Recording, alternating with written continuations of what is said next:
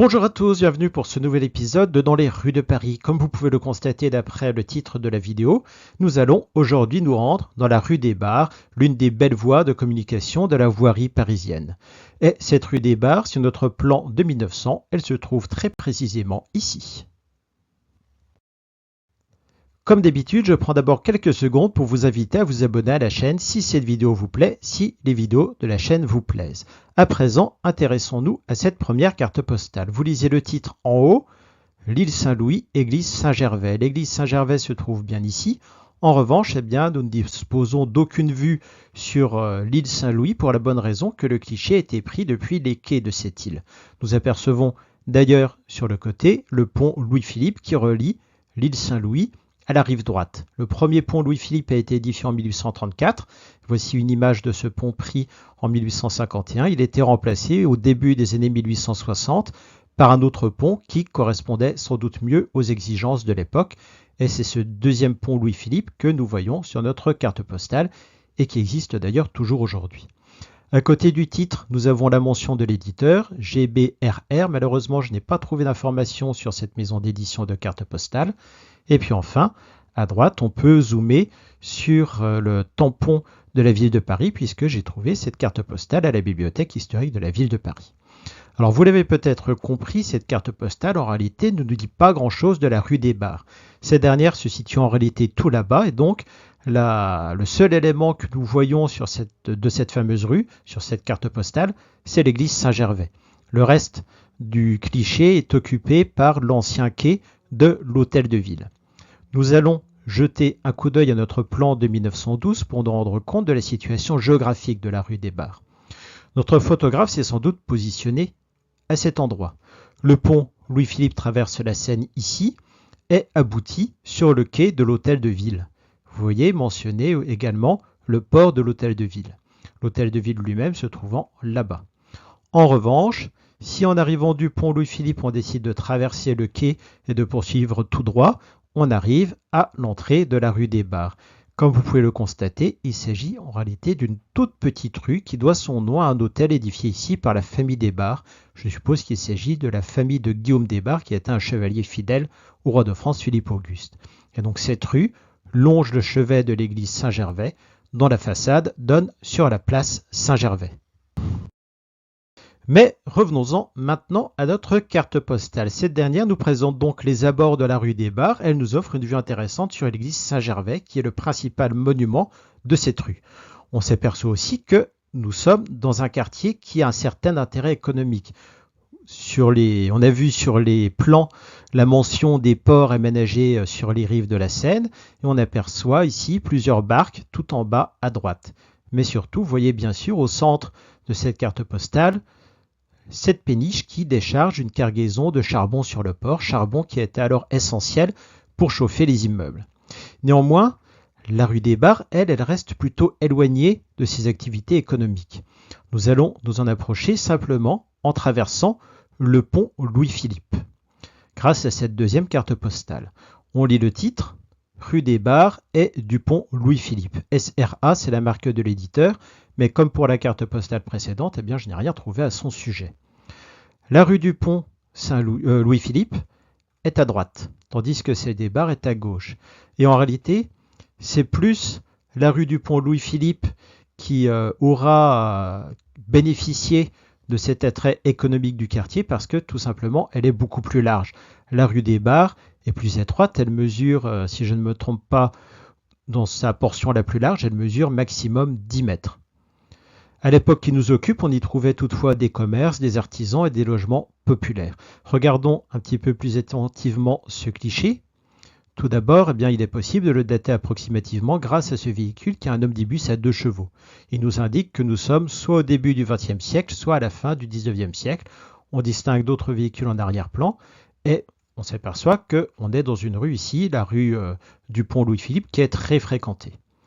Du côté de la rue des Bars, nous avons d'abord cet établissement qui est un restaurant. C'est une habitude dans nos cartes postales d'avoir au rez-de-chaussée des immeubles de la belle époque ce type de commerce.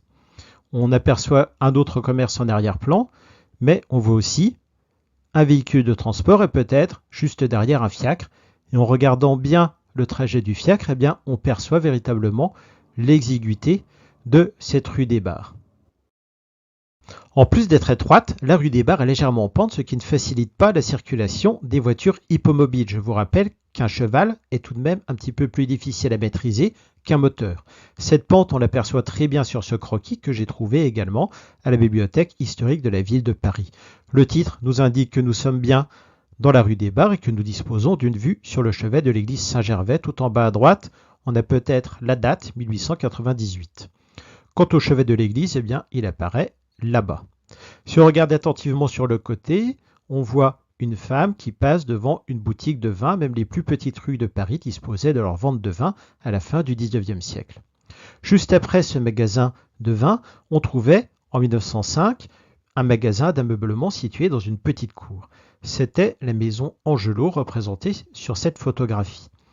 Alors on peut observer 2 secondes ce cliché parce qu'il est vraiment bien réalisé. En fait, dès qu'on le regarde, on a le sentiment de comprendre le rôle de chacun des protagonistes. D'abord, le patron, ici, bien coiffé, le regard franc, la moustache fine, et le tablier de travail. Manifestement, il ne sait pas trop quoi faire de sa main droite. Ensuite, la patronne, de l'autre côté, est peut-être d'ailleurs la vraie chef de l'entreprise. Cette patronne, elle semble assise sur d'elle, elle a les mains croisées. Dans tous les cas, il y a de grandes chances pour que ce soit elle qui gère les comptes et les commandes. Entre le patron et la patronne, on a un jeune homme et un adolescent, tous deux avec leur tablier de travail et sans doute des apprentis. Éventuellement, l'un d'eux peut être le fils de la patronne. Il faut dire qu'à la belle époque, on commençait à travailler très jeune, on pouvait devenir apprenti à 12 ans. Et on était plus ou moins bien traité selon les cas. Et enfin, eh bien, on a la fille du couple, ici, élégante. Donc, ce qu'on trouve sur cette photographie, c'est vraiment le monde de l'artisanat parisien de la belle époque.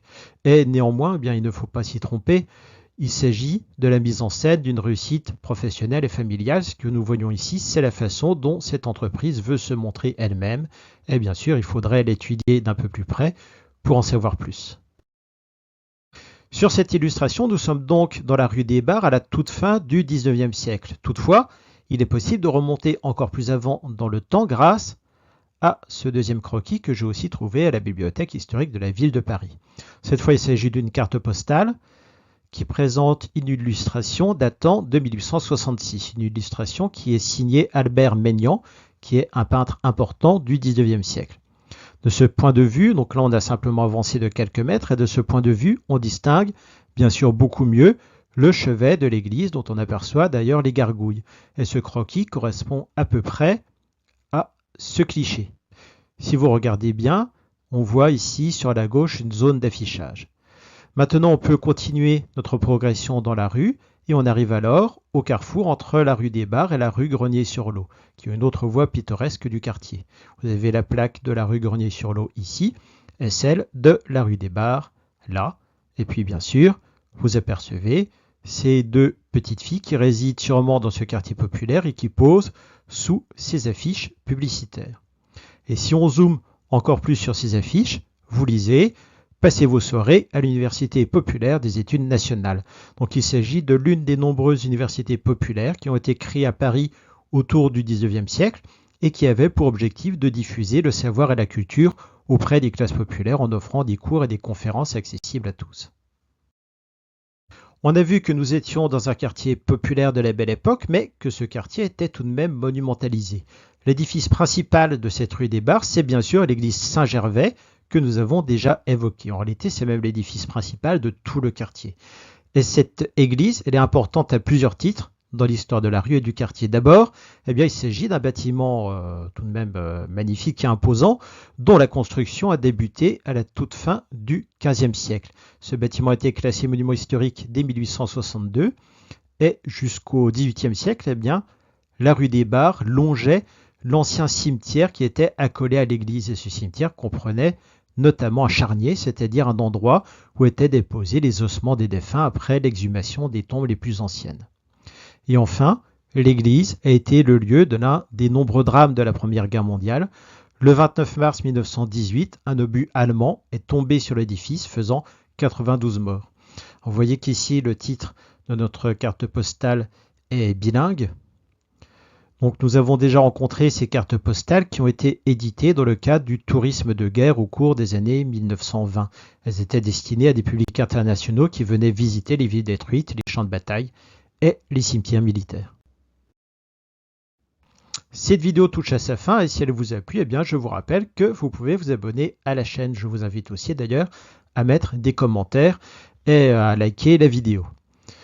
Vous vous souvenez de ce croquis de la fin du 19e siècle? Voici à peu près le même endroit aujourd'hui.